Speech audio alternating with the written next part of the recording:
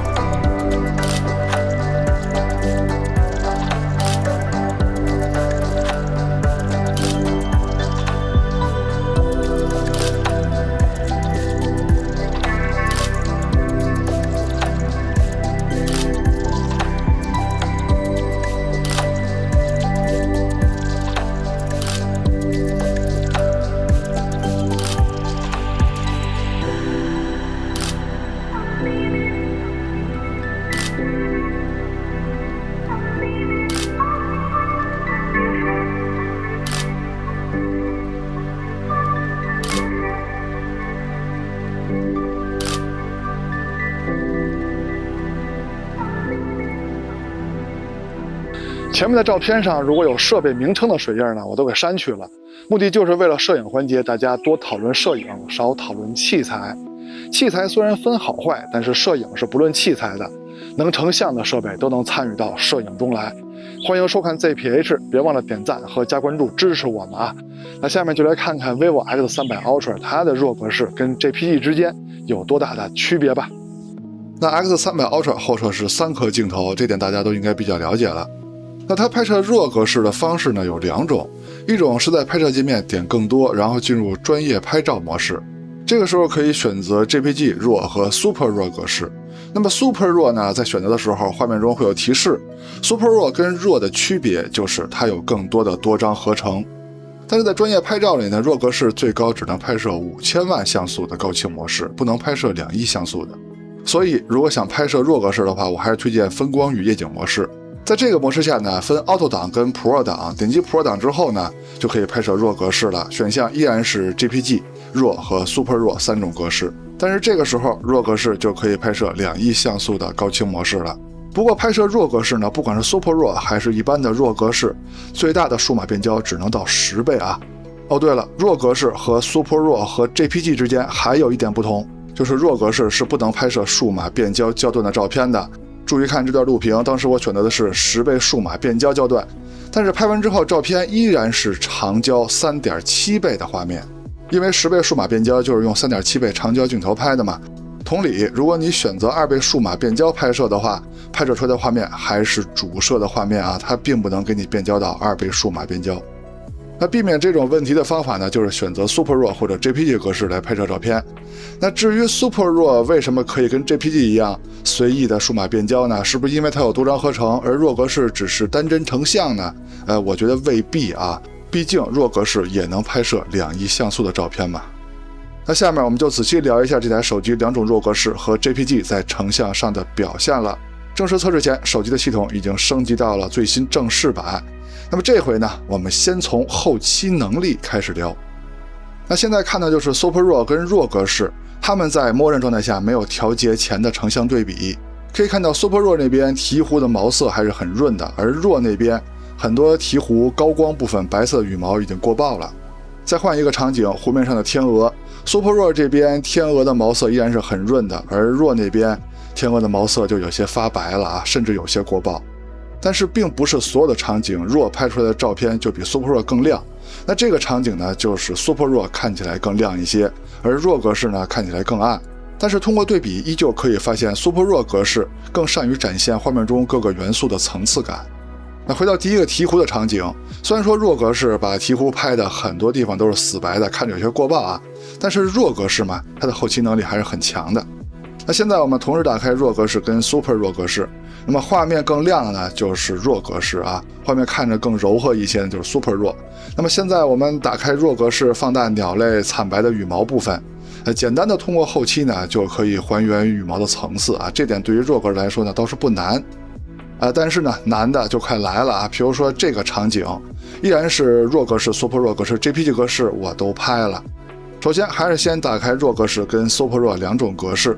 首先我們放大畫面左邊陰影處層次比較豐富的植物葉片，拍攝的時候我已經確保了這部分在無限遠的對焦範圍以內，並不存在焦點虛焦的問題。現在看到的是 Super RAW 格式的表現，可以看到簡單的提亮之後，這部分樹葉的層次呢保留還是挺完整的啊。那RAW格式的表現會怎麼樣呢？我們還是放大相同的區域啊。我可以直接告訴你們，結果就是RAW格式的表現並不理想。簡單的提亮之後，可以發現這個地方無論是層次感還是清晰度啊，跟 Super RAW 格式都是沒法比的。那麼你們看，這是 Super RAW 的表現啊，這是普通RAW格式的表現啊，差別還是相當明顯的吧。當然了，這個場景我也拍攝了 JPG 格式啊，就是直出 JPG 的效果。所謂對比呢，你們覺得相同的畫面局部 JPG 的表現會怎麼樣呢？我估計很多人都沒想到啊，暗部細節呈現，最好的是直出 JPG 的表現。那現在我就是把三種格式相同局部的畫面放在一起對比，那對比效果還是非常直觀的啊。那麼效果最差的呢，就是 RAW 格式，再加上 RAW 格式前面說的一些弊端呢，我感覺如果你要拍攝 RAW 格式的話，就直接用 Super RAW 格式就可以了。那剩下的就是 Super RAW 和 JPG 之間的對比了。回到鹈鶘這個場景，那畢竟這個場景呢是屬於普通場景啊，咱們可以簡單的看一下這兩種格式在後期上的區別。現在看到的是 Super RAW 格式的表現，我們可以給它套上各種顏色誇張的預設濾鏡。這些誇張的預設裡邊已經包含了非常多的色溫調節、色調調節，亮部暗部的各種調節，反正已經是非常誇張了。但是對於 Super RAW 格式來說呢，你怎麼調都行啊，隨便調。那直出的 JPG 可以這麼調嗎？可以的，可以隨便調，調節方式跟 RAW 格式、Super RAW 格式都是一樣的啊。也可以加載各種色彩誇張的預設濾鏡，這些預設裡邊也包括了非常豐富的白平衡調節、色調調節、亮部暗部的各種細節調節啊。當然了，你也可以不用這些預設的濾鏡，也可以直接調節圖片的色溫啊、色調啊、亮部暗部的各種細節，這些都可以直接調節。粗看起來好像直出的 JPG 跟 RAW 格式之間也沒有什麼區別，是吧？但是現在的場景呢還是普通場景，我們要到難度更大的大光比場景，看看 Super RAW 格式跟 JPG 之間的區別。那第一個大光比場景呢，就是這個門頭暗部是非常暗的，亮部是非常亮的啊，光比的差距是非常大的。那現在這張照片呢是手機的直出 JPG 拍攝的。那咱們先看看 Super RAW 格式在這個場景下的表現啊。打開之後可以發現暗部確實是非常的暗啊，但是沒有關係，暗部是可以提亮的。提亮之後確實可以還原非常多的暗部細節，但是仔細看，畫面中出現了斷層。這個斷層呢，應該就是多張合成的失誤導致的。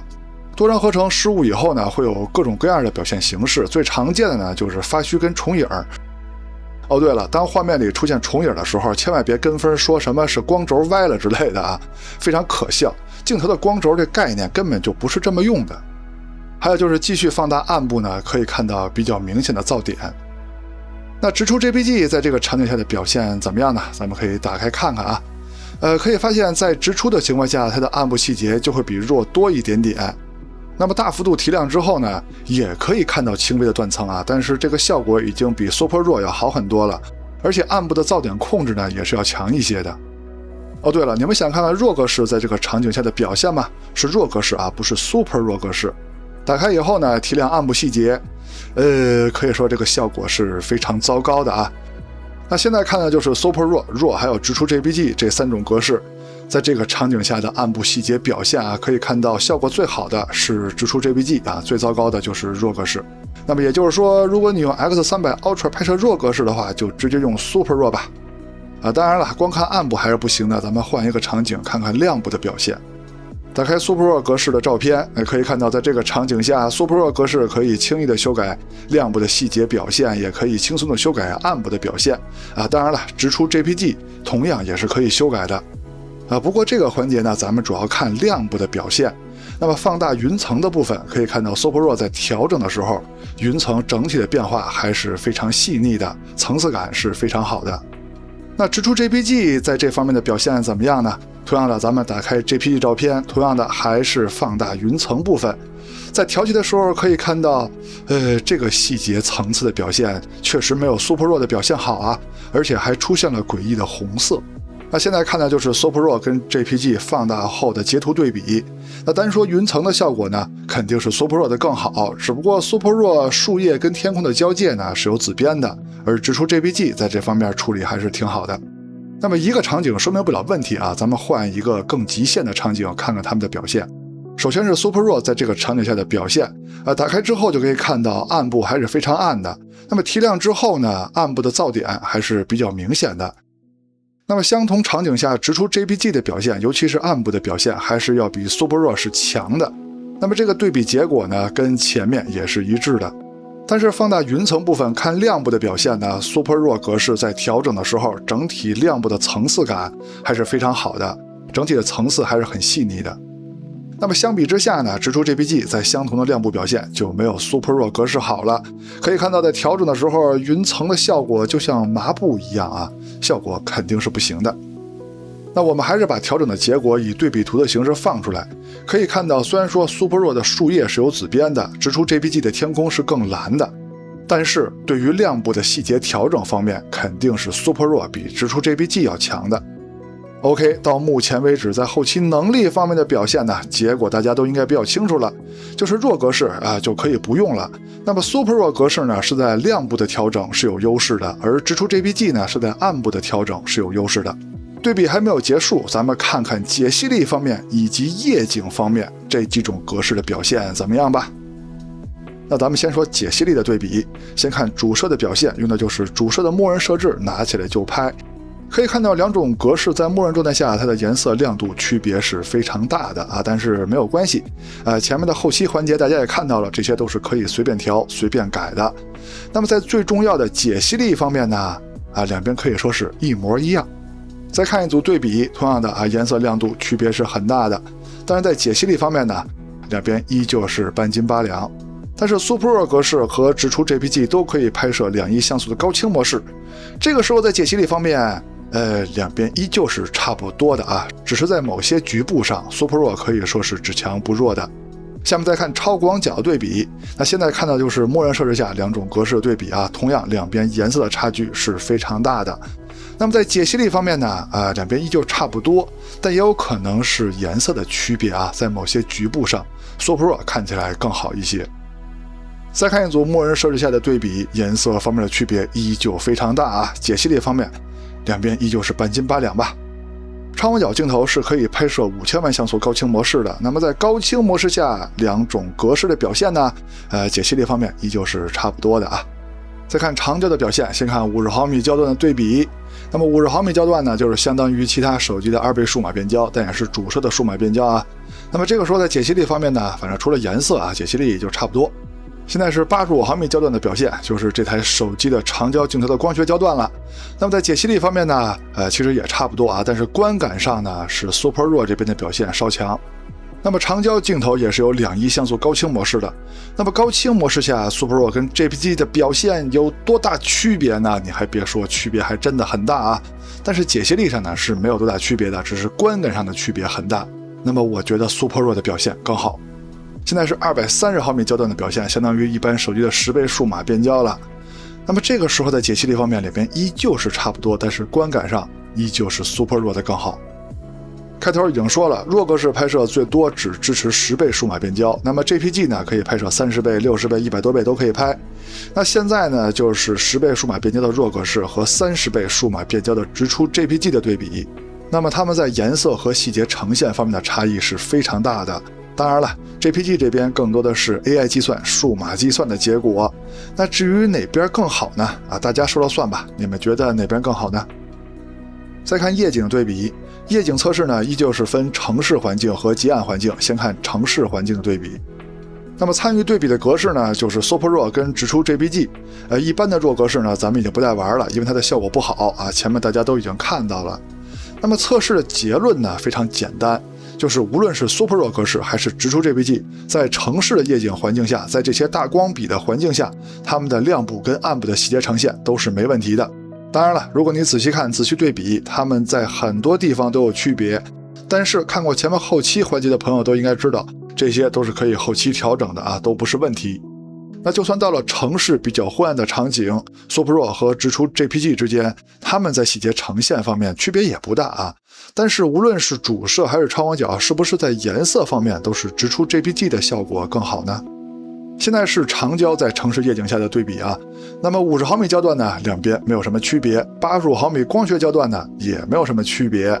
那麼230毫米數碼變焦呢，兩邊區別依舊不大。現在這個場景就是長焦鏡頭最後一個能工作的場景了。